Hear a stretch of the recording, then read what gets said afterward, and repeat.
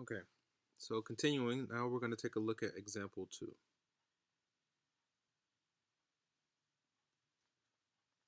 All right.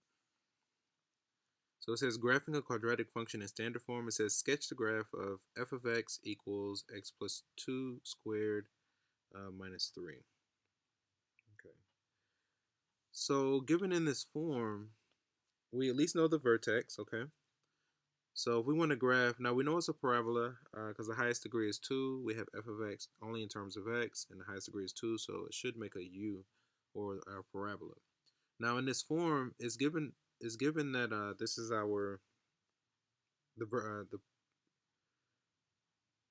equation of a parabola in standard form. So we're given the vertex. So our h comma k will be,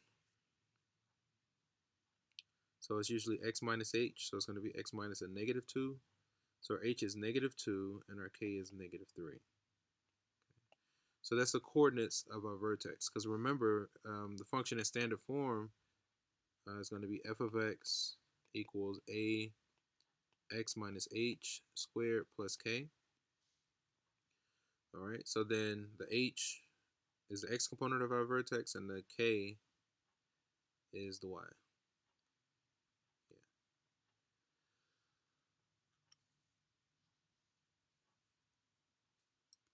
Yeah. Okay, so let's see.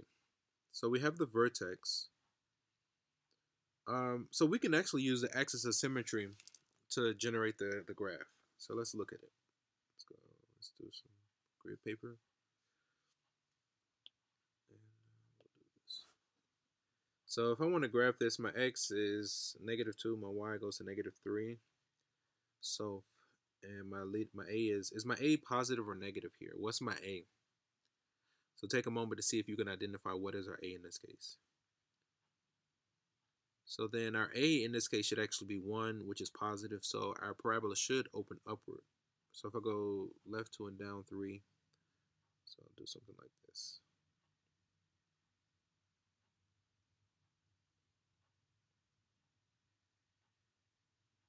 So this will be our positive x, this will be our positive y.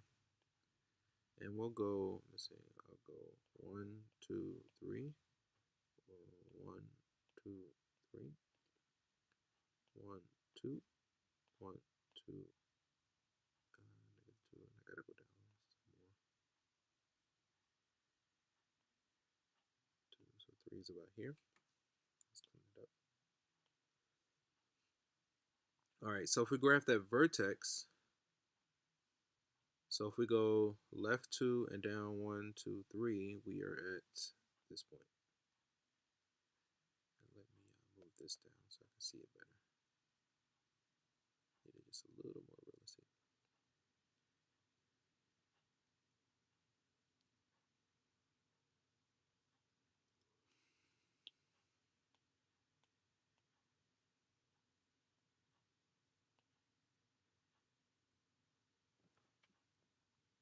All right, 1, 2, and then 3 is here.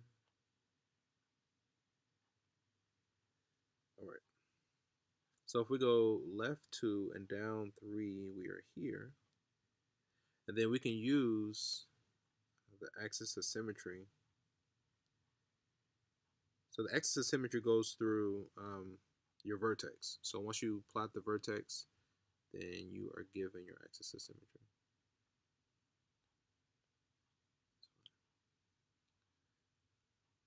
All right.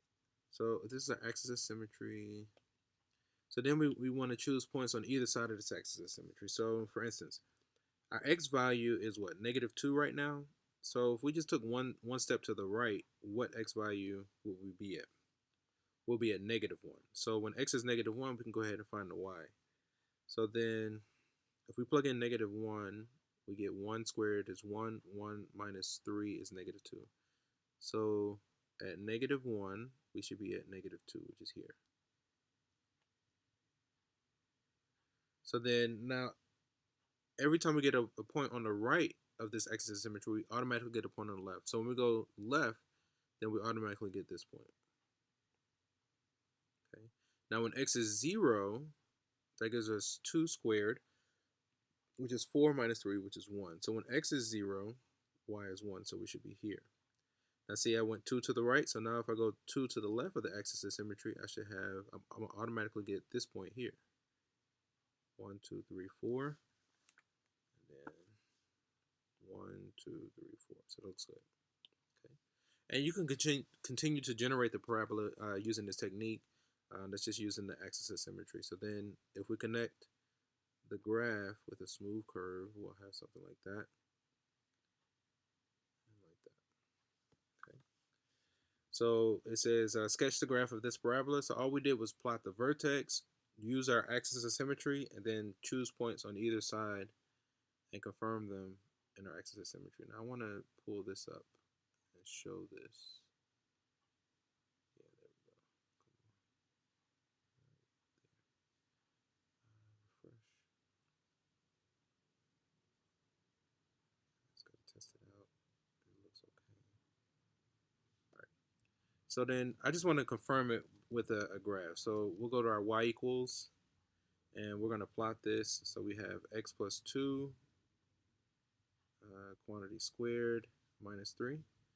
So I want to choose the same window similar to what I have. So I'm going to go to window.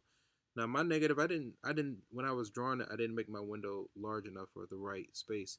So I went left 3. So I'll go 4, 5. I'll go, the x minimum is -5. The x max can be something like 2. The y min, 1, 2, 3. I'll go down 4.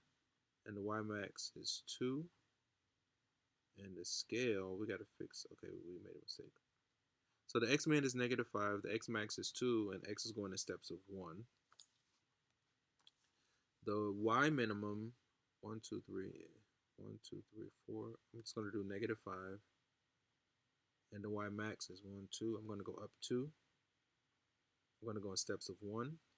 So this window should produce a graph similar to our drawing, just a little bit more centered onto the axis. So if we graph it, okay. And this is what I was going to do with the other example. Just graph it and plot our points to confirm that these things actually lined up. Now notice, all I did was type in the original, and notice if we go left 2 and down 3, it matches with the vertex that we calculated, that we digitally produced. Now it's fine to be able to use your calculator to check, but what I'm going to be looking for on the exam